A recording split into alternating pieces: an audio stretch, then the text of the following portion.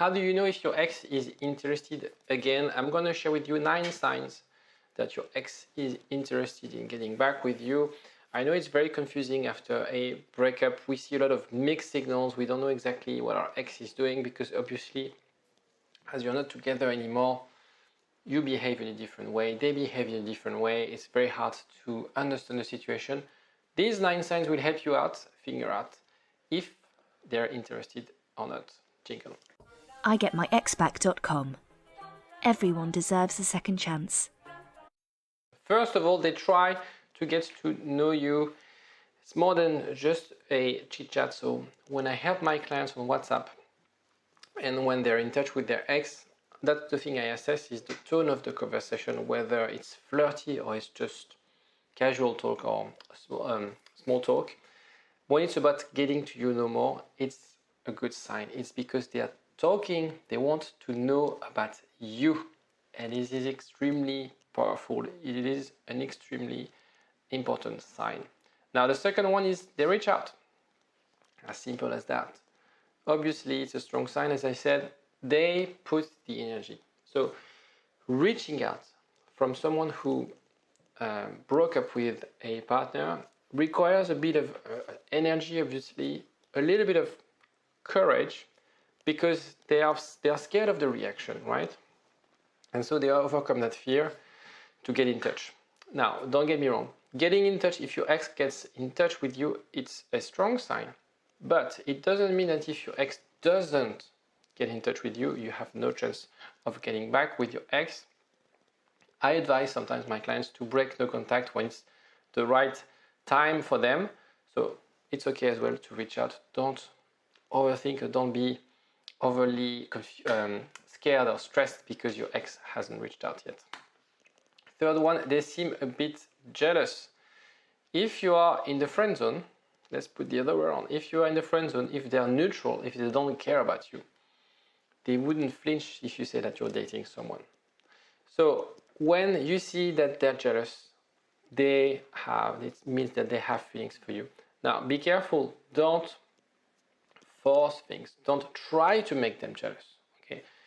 Be really mindful. There's a temptation after a breakup to manipulate things, to force things, to pretend to have a fake life or to pretend that you're dating or super successful in dating.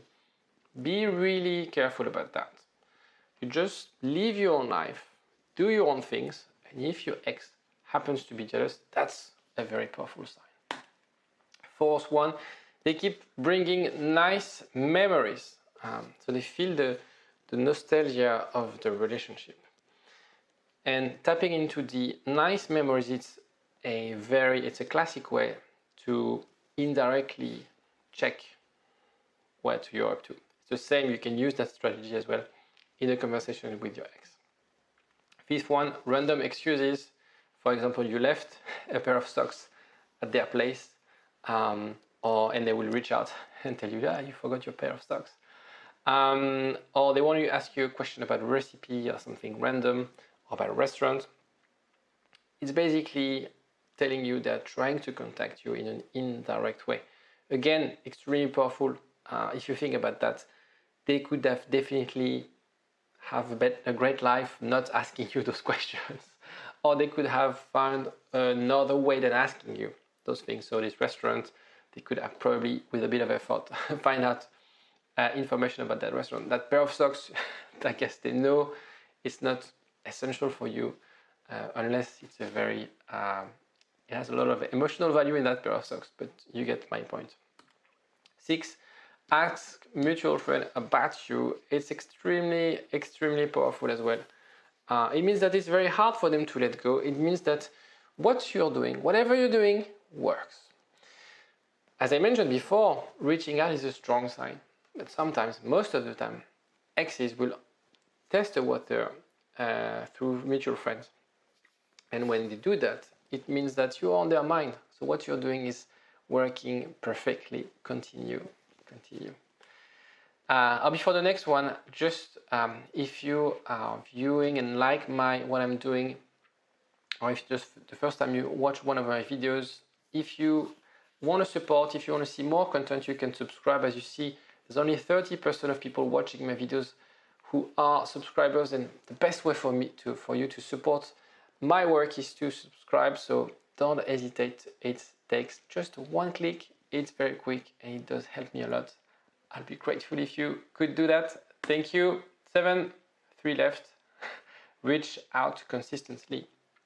Consistency is the most important success factor. Of course, getting back with the next requires you to do the right things, to say the right things, but to do it consistently, which is the hardest part.